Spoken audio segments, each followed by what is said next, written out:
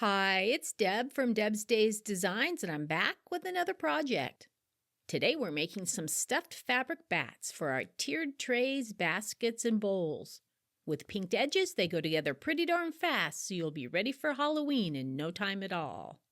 Before I get started, I publish new content frequently, so be sure to subscribe to my YouTube channel or stop by the blog at debsdays.com and check out my Etsy shop, Deb's Days Designs.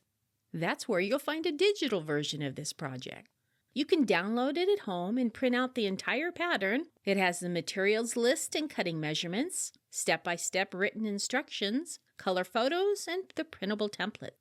Or, to save paper, just read through the directions on your device and then print out just the template page. Alright, let's get this project started. Along with your regular sewing supplies for this project, you'll need fabric for the bats, polyester fiberfill stuffing, pinking shears, and of course the printable bat template. First, place one piece of fabric with the right side of the fabric facing down. Place another piece of fabric on top with the right side of the fabric facing up.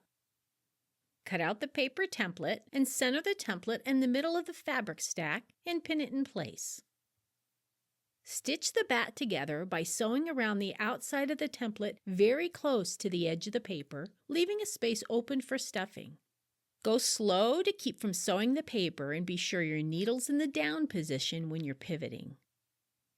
Remove the paper template and use pinking shears or scissors to trim 1/4 inch to 1/2 inch outside the stitching lines.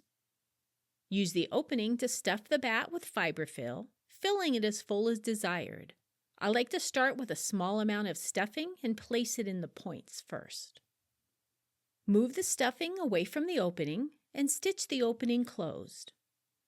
Readjust the stuffing and retrim the opening for a neater look.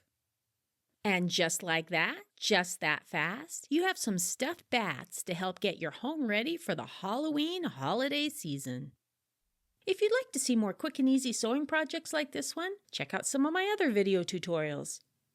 See you next time with another project.